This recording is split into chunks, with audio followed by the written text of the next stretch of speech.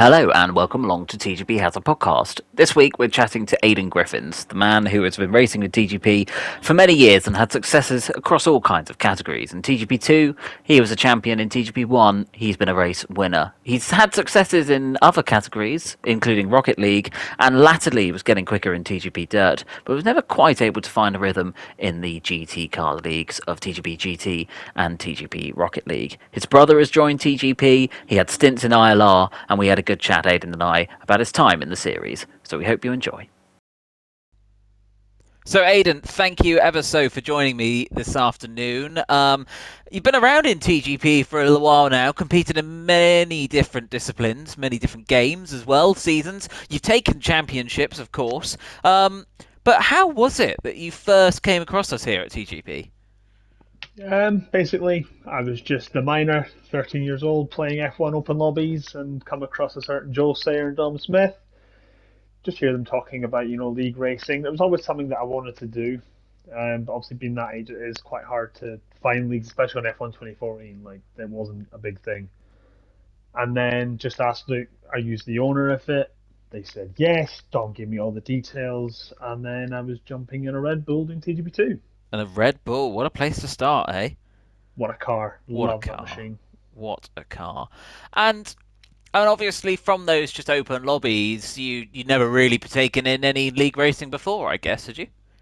TGP was the first and will probably be the only. Okay, okay, and I guess that it was obviously Joe and Dom setting a great example on the track, which made you think I need to get involved in these chaps as well, wasn't it?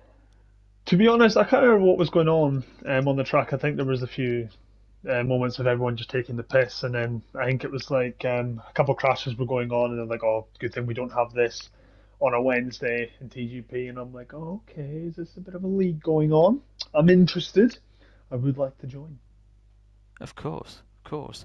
And in terms of your opening night, how did you find that? Obviously, first time you'd ever really partaken in anything like it. Were you a bit nervous? Did you think you knew what to expect? Nervous as fuck because I mean, when you do open lobbies, sort of by yourself at the age of 13, you think you're already there, but then when you start doing league racing, you realise that you're really not. And obviously, one of the most iconic things from sort of the TGP career for me was the Michael Kenny "Get out of the way, you're down in the bottom six" came from that night. Because Still he just around kept getting today. Still around today. yes, yeah, and it does my fucking head in that's still around. But no, I mean, it was good. I mean, I didn't win, but I was definitely up there. And that did that sort of Michael Kenny incident, did that set the tone a little bit for your time in TGP? Did that concern you of what you were getting involved in, or did that sort of increase the hunger for it? It made me realise that the aggression needs to be a bit more calculated. I'll always be an aggressive sort of a rash driver. I want to make moves, and it's the one thing that I actually do sort of pride myself on is that I can make the overtake if it needs done. But back then, I think it was there's a chance I'm just going to go for it, even when the chance really wasn't there. But in my mind, it was a chance, and that just had to sort of dissipate as it went on. And that did seem to, I don't really want to use the term plague, but it did seem to characterise your first few seasons in TGP2 that you had the pace, and there's clearly the speed that was there. But perhaps the aggression came in at the wrong moments. Would you say that was a fair characteristic of your first sort of few seasons in TGP? Yeah, without shadow of a doubt, I think when I go back and watch like certain videos on like Joe, you can even hear it even if you don't see the onboard. And I remember once I was in Spain, I had a quali ban for being too aggressive in the last race. So I got a quali ban for Spain, and lights out, and I'm already in an instant at turn one, just trying to make my way back up that field far too quickly, and it was Michael Kenny again, so that wasn't great. But yeah, the aggression was it was never calculated, and it was just I'm just gonna fucking go for it and just hope for the best. And a lot of the times it didn't work. And you mentioned there coming from the back of the grid. I mean, your first win in TGP2 came from the back of the grid, actually in Spain. if I remember rightly, it was passing Dom Smith on the It final was, lap. yeah. Actually, yes. I mean, what were your sort of memories of this? I mean, the pressures must have been huge, at the time, I guess, to take that win, wasn't it?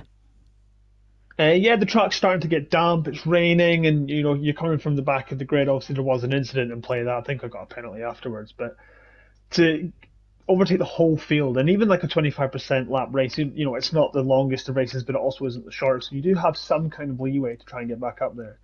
And Dom, back then was very fucking quick. I mean, for TGP2, I mean, he's quick now. Um, but I think he was a lot more competitive and quicker in those games. So it was more difficult to pass Dom then. And did you? Is it a fond memory knowing that that was coming onto the last lap? Oh yeah, I always wind him up to this day about it. Whenever we do Spain or there's a bit of rain and I'm catching him, I always ask if he's getting flashbacks or whatever. But first one's got to come somewhere, and it's a good one. And obviously you had to start somewhere in terms of wins. You know, you took 18 wins eventually in TGP2, um, and you were the favourite to win a title on F1 2014 ahead of the season 14, actually. But you pulled out in the end of that season because I think at the time you just got a PS4. I mean, why was that? Was that a sort of was that a conscious decision to perhaps focus on something else, or was that, now you think about it, a bit of a miscalculation on your part? I think back then when I left and seen sort of that I could have won it, I think I regretted it a bit then. But now, not really. I think it's games by Codemasters. I mean, they're not great. I mean, that was literally the game where if you went off circuit, the game slowed you down. And that even today that annoys me. I hate when games do that. The PS4 came out. It's F1 2014. You're not really losing much. I mean, it would have been nice to have sort of the extra title, but no. I mean, the PS4 was a bit more exciting than playing F1 2014. And and obviously, when we come on to later successes in TGP2, which I think we'll focus on a bit now, you were able to secure a title eventually in season 20, um, beating Jack Pearson for the title, who had been at that point on a string of missing out on titles. Was that a sense of relief eventually getting that coming in what was, I think, F1 2017, if I remember rightly? Yeah, wasn't a big fan of F1 2017, so wasn't in TGP for that year either. And then Dom gave me the offer. He was like, "Do you want to come back? Because you don't play the game, you can go into TGP2." And I'm like, "Yeah, you know what? Cool. Let's try and get the title that I never got before." Didn't get off great with an incident with Goings. Again, I'm going to sit here and say it's not my fault. It's not. You got a penalty for it. And then battling with Jack, it's always an uphill battle from them because we were so quicker than everybody else. He would either be first or second. So you're not sort of losing out on that many points if you're finishing right behind your rivals. So even when I'm winning races, I'm only clawing back the tiny points gap that I've lost from the first race. And that was one of the best seasons I've ever done for TGP. Not because it was the title, but the wheel to wheel racing with Jack all year was absolutely incredible. Like in Bahrain, it was one of the best races I've ever done in TGP history. It was fantastic, constantly going side by side, using the DRS to get past each other. Because back then there was no battery deployment. You literally just had rich mix and DRS, so you had to actually be kind of quicker than the person to pass them. And I mean, there was one incident in that race again with Goings. Again, not mine or Jack's fault; it's his. But no, it was incredible, right? I mean, I'm just sad I didn't win it. I think I finished second, but yeah, it was good. And so did that championship feel more sort of accomplishing that you won that one because you feel you had better races within that season, like Bahrain, than maybe winning or having the opportunity to have won others? Um, some races were really rewarding. I mean, I remember there was one time it was Russia, and I forgot to put a setup on the car, and I'm running a default setup, and I win by 30 seconds, and then I'm kind of questioning like, where is everyone? What's going on? Um, like some races were a walk in the park against Jack, and some races weren't. I think I won it by like 60, 70 points in the end. So even towards the end, he was a bit nowhere. But some of the races that he did sort of challenged me a bit more. It did make the title a bit more rewarding than just walking it, because that's just boring. You want to Mm. have exciting races in there. And and obviously you mentioned having a couple of incidents with goings there in early rounds of the season. Was he someone that, by the sounds of it, you didn't particularly enjoy racing against? No, even when he came back for a couple races on, I can't remember what games that were. There were the more recent games. I can't stand racing him. I don't like him at all. He is kind of what I was like on F1 2014, so I can see why people were annoyed at me on those younger games. Well, sorry, the older games, um, with the aggression and stuff. But the fact that he's old, like he's older than me, so he knows how to race, but he doesn't at the same time. Like he knows how to get the car around quickly, but has no racing etiquette to his name at all. Hmm. Hmm. And you mentioned, um, obviously, your success at Russia as well. I mean, that was on a period where you were on a four. That was your fourth win in a row at that point. And the season at that moment, we were just coming into the latter half of the season. You'd just taken what was your seventh win of the season. Jack Pearson at the time only had three. Did you feel like the momentum was with you, or were you still afraid of Jack's consistency and perhaps at times your inconsistency? I think I think Jack only took one pole that year, so I always knew that I could get the upper hand on him in qualifying. I knew I was quicker than him in quali trim and most of the time in the race. I think the only real incident that stands out for me is that first race in Belgium with Goings that sort of set me back. But then I won the next two races, and so I think the momentum was with me from sort of that race on.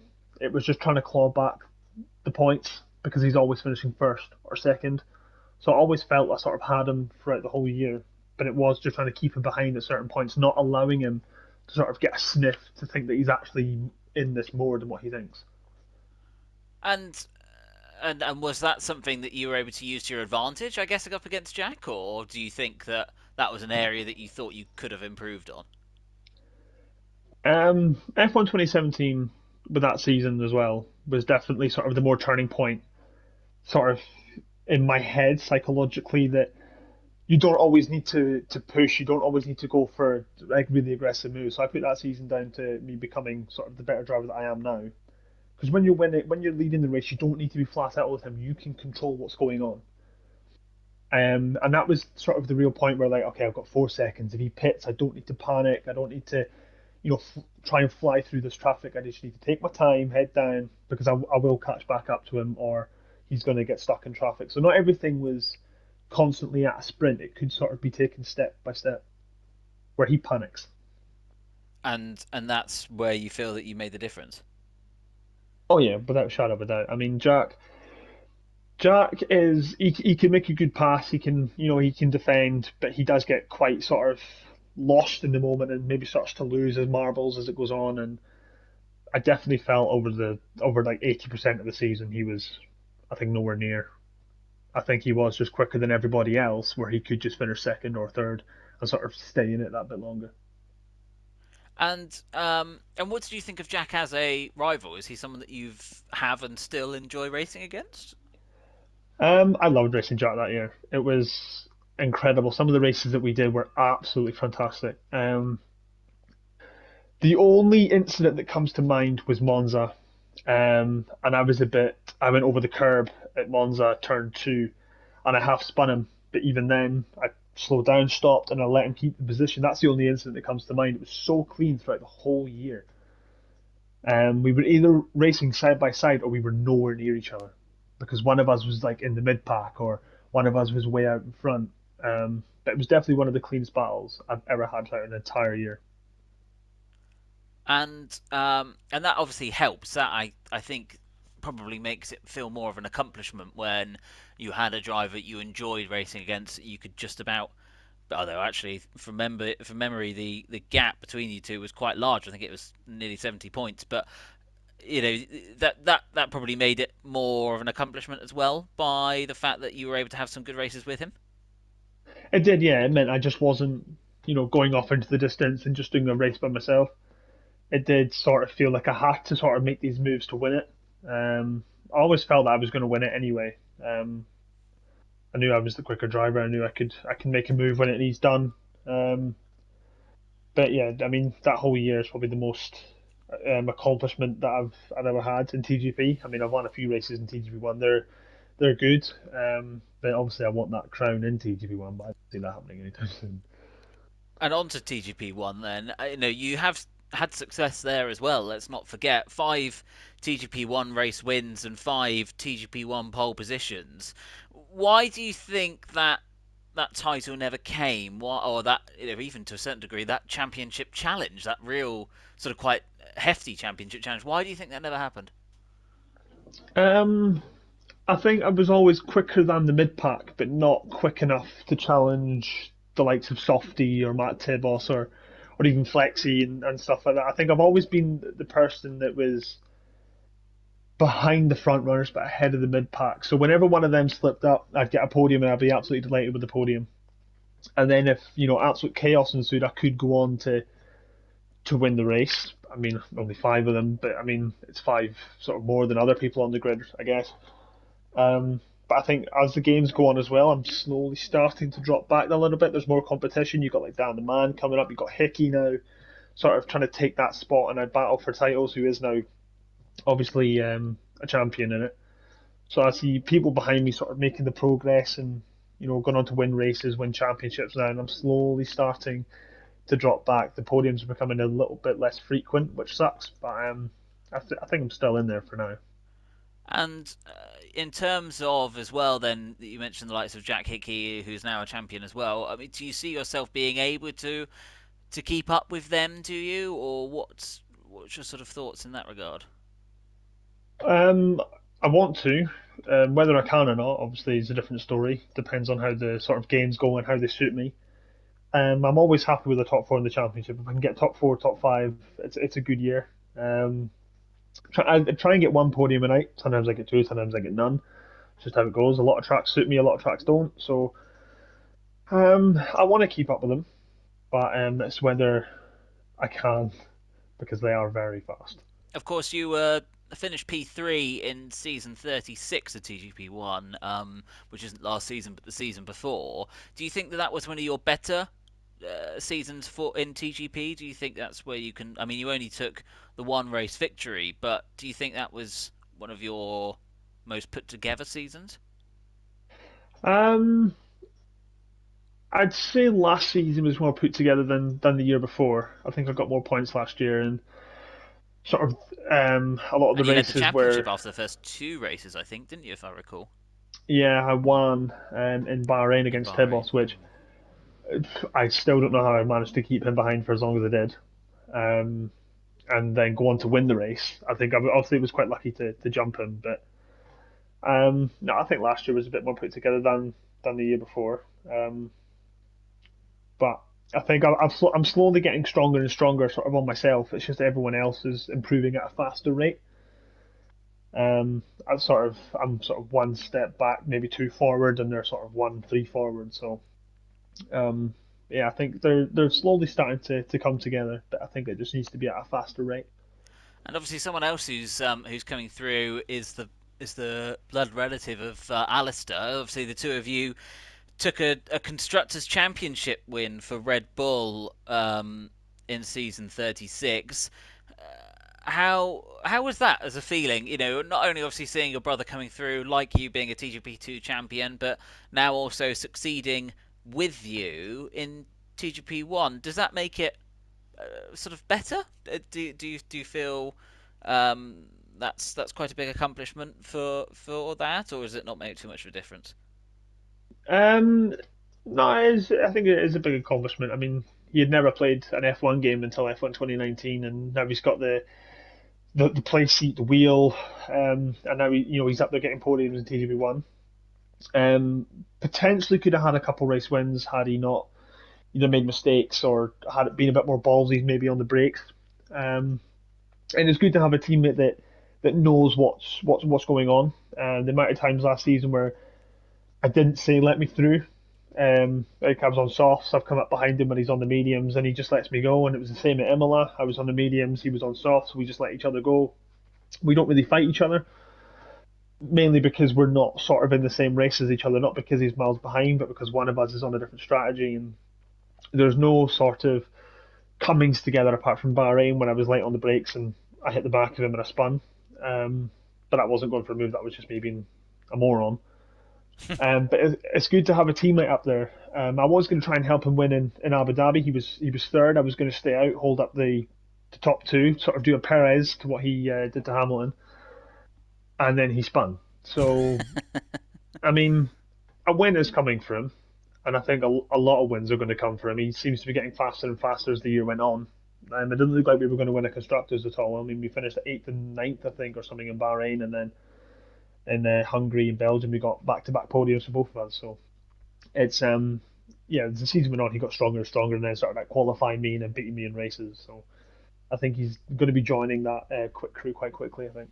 And obviously, he was on the podium when you took your win in Belgium in season 36. He picked up third place, and as you said, he did pick up a few third places, but hasn't quite made it any further than that of late. But you think that win's coming for him, and do you think that you'll be able to help him, even if it's not on track, but help him get there as a sort of support sense? Oh yeah, without a shadow of a doubt, I'm always happy to help him sweat, give him setups, give him advice Who does the with setups for certain who? Do you do circuits. his setups? He does yours. It's a bit of both. We Is sort of it okay? we go ahead, we both make one, and then we sort of just go in between, and then we find sort of the perfect balance for us. Sometimes he has one which is really suited to him. It's a bit like literally the real life Red Bulls, but like Verstappen Perez, Verstappen Albon, whatever. One car seems to work, the other one we don't like the setup, so we have to sort of fix it. And obviously wheel pad, very different.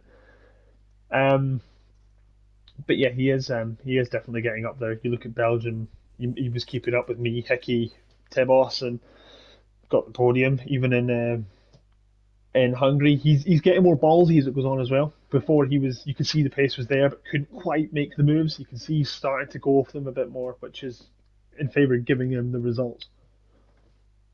And I guess that for the future as well, obviously you've got some excitement to look forward to in a few regards in that sense, and hopefully, as you said, try and be there together. I guess, haven't you? Yeah, I'll always try and help him if I'm not maybe sort of in the position to get a result for myself. Like in Abu Dhabi, I'm dreadfully slow at Abu Dhabi. Those three where we're going off into the sunset and I'm slowly dropping back. So the plan was to always stay out, try and hold them up, see if I can get him maybe closer to the win. But I think we always help each other out depending on the situation. I think obviously we're both in a very good position. I think we'd fight, maybe try and get the podium instead. But because we've always been maybe in such different positions in the race, we've never had that chance to really go side by side. I think the only time was France on F1 2020, and I pushed him off the road. But yeah, And do you see success coming to one of you two in the Red Bull team next season, season 37? um, I think I think he'll get his first win. I think if everything sort of he doesn't need a lot to fall into place. He just needs maybe a couple things to fall into place for him, and then I think he'll get the win. Where I think for myself, I need quite a lot to fall into place.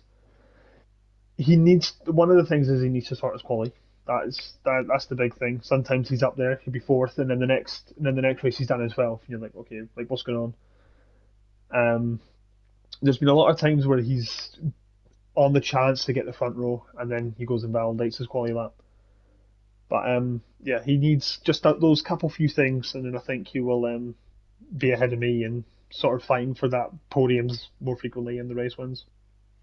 Well, obviously, TGP One starts next week from when this podcast is aired, so um, it's all going to be quite exciting to see how that goes on.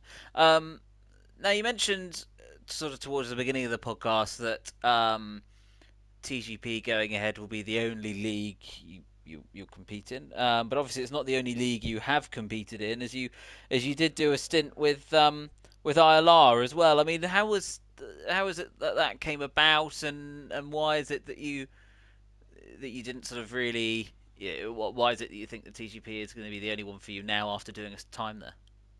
The reason TGP will be the only one now is because ILR was shite. It was pish. It was, you know what, I think I had sort of realised that I wasn't going to do much in TGP. I'm not going to get the title, so I thought, okay, let's go somewhere else. Let's do like a Formula E kind of switch. Let's go somewhere worse to try and get glory. And I remember the reason I left, I think only lasted about 2 3 weeks, was because we rocked up in Austria on F1 2016, and I got pole. I led pretty much, I think it was 70% of the race, and then I lost first in the pit stops, sitting behind second place, and he lags, right? And he gets put off into the gravel. On his screen, I've hit him, but on my screen, I'm nowhere near him, and I mean like nowhere near him. And he gets put off into the gravel and reports it.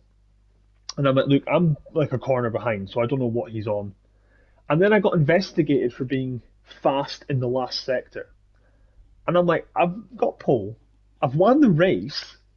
Like, I'm not slow. So I got the win taken off me for being too quick in sector three and some guy getting lagged hit. And that's when I knew. I was like, nah, like, your stewards are an absolute joke. Like, I And mean, you've disqualified someone for winning. Like, what? So, no, and it's not that. obviously in TGP we've all had our fair share of time with the stewards. Is that something that you think that TGP do well at the moment? Um, yes, I think maybe a few things can be done to make it that little bit better. I think you're kind of left in the dark a little bit, and then you sort of just check your Twitter DMs, and like, you've got a penalty. Like, okay, cool. Um, but yeah, I think the way TGP do it is a lot better than what other people probably do it, and definitely a lot better than ILR. And do you think it's a shame that the league isn't running anymore? No, get it up. It's a joke, so no, it's in the ground, and that's where it belongs. Now, obviously, it's not just Formula One games that you've raced with TGP with. You've had time in TGP GT recently, and obviously TGP Project Cars, but never any success in either of those. Actually, do you just think that GT racing doesn't quite suit you? I mean, why do you think that never really happened? Project Cars, um, I think I was a bit late to the party. I think everyone had done, all these seasons, and I'm just rocking up, barely played the game, just kind of hope for the best. Um, so yeah, never really had much in Project Cars, but it was enjoyable. I think I was enjoying even being P9, which is rare because I always want to be sort of up there. Um, Gran Turismo, um, it doesn't suit me. It's too heavy. It's too understeery. I need a race car that is very pointy. I can deal with a loose rear end. That's no problem. But I need a car that is going to listen when I tell it to turn. And Gran Turismo doesn't give you that, and in most of the cars, the physics I wasn't a fan of, and it wasn't enjoyable racing for P9, unlike Project Cars, where it felt fun, even though I wasn't sort of up there. Gran Turismo felt more like a chore than actually wanting to have fun, which kind of sucked. But I mean, if I had to bring one back, I probably would bring Project Cars. And do you think that should another season of TGP GT happen? Obviously, we're recording this having had season three just finished. Do you think that you'll want to partake in that again, or do you think that that's it now for GT leagues and cars away from Formula One?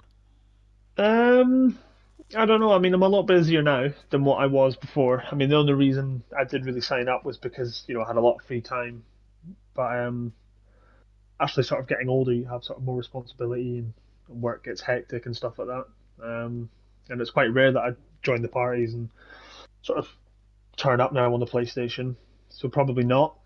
But I mean, if GT7 has a league, and I do eventually get that game and I enjoy it, then maybe, because I do still get most Tuesdays off, so it could sort of be that void to fill.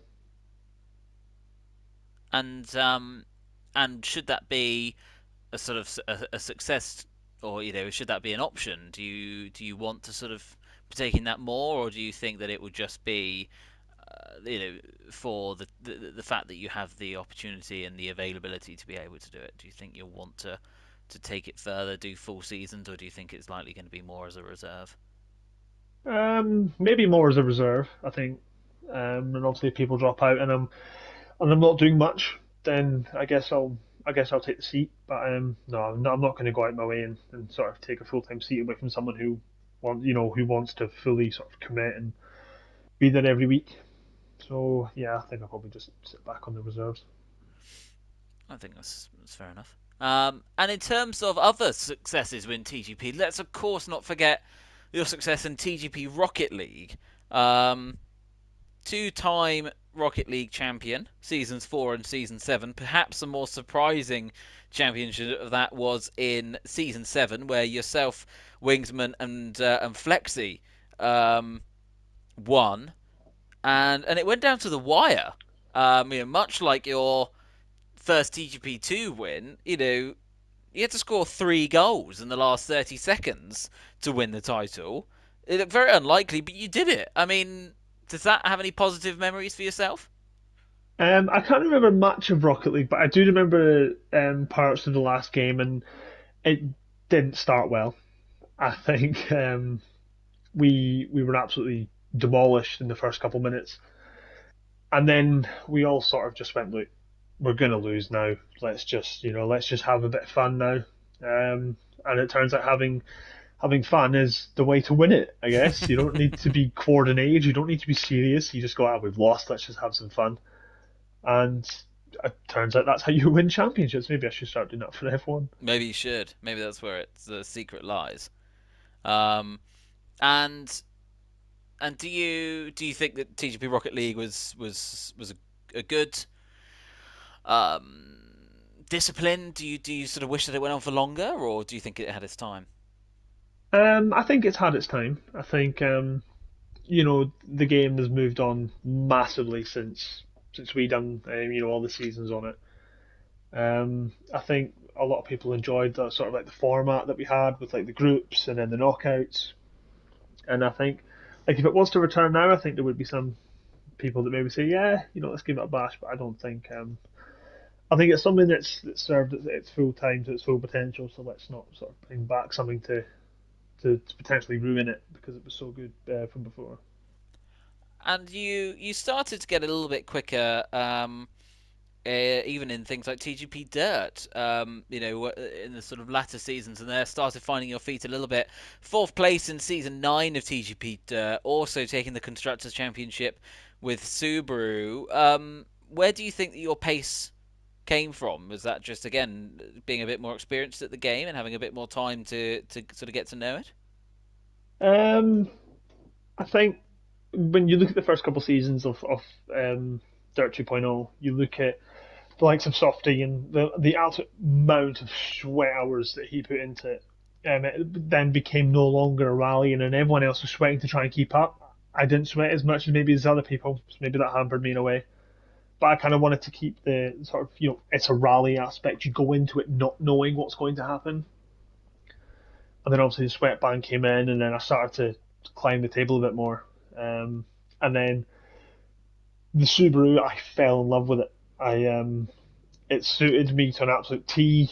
You turned in, it listened. You put the power down, it listened. The handbrake was for hairpins. The traction was absolutely fantastic on that car, and obviously that's what gave me um, the constructors and almost gave me a rally win as well.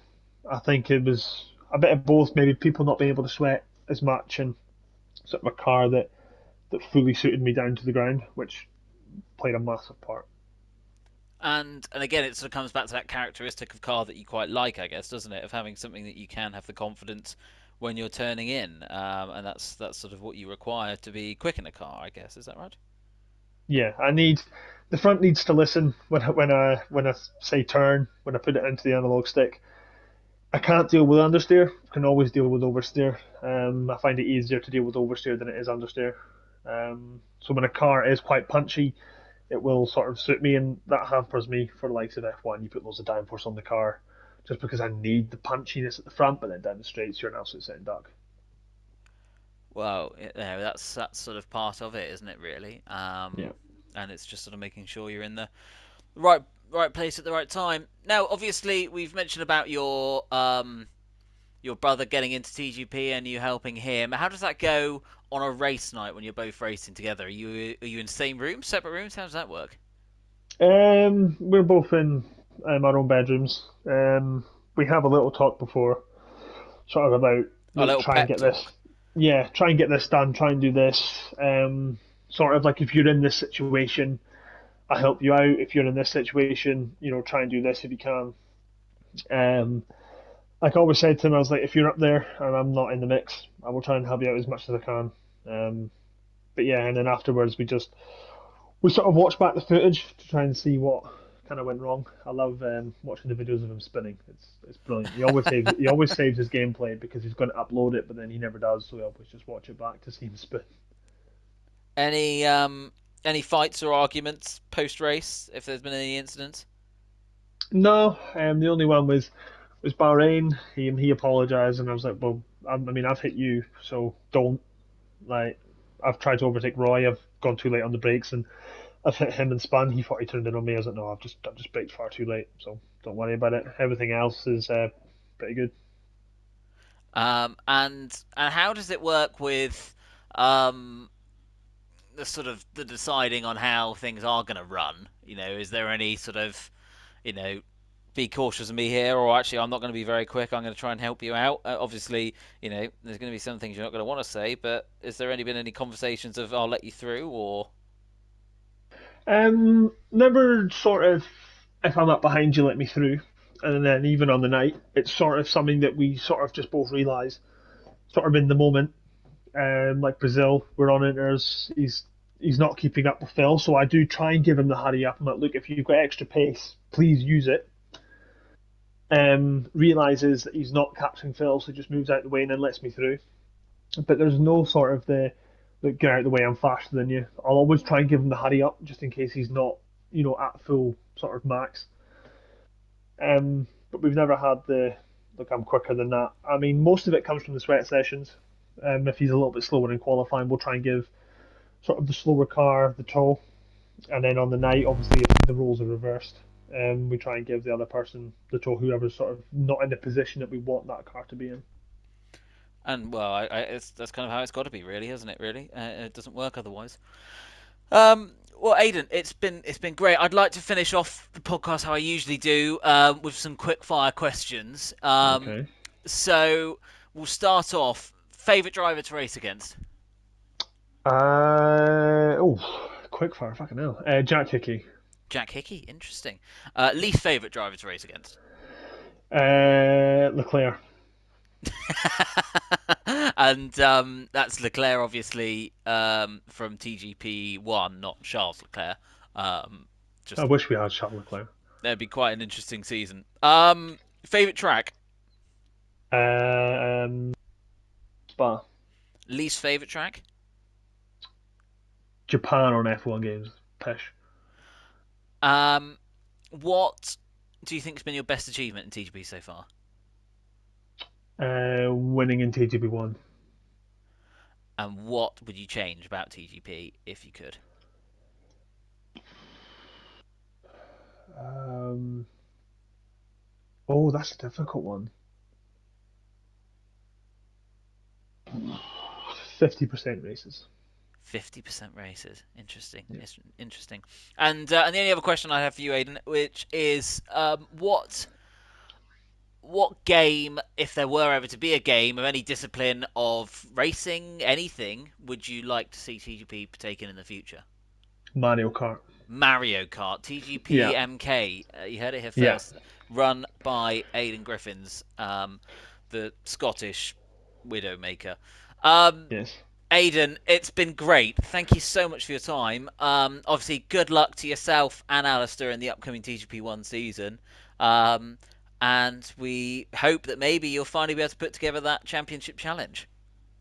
I hope so. Yeah, well, it's been an absolute pleasure. Enjoyed being here. Enjoyed answering your questions. Hopefully, I've filled all your voids that you wanted. Excellent. Thanks again, Aidan. Yeah.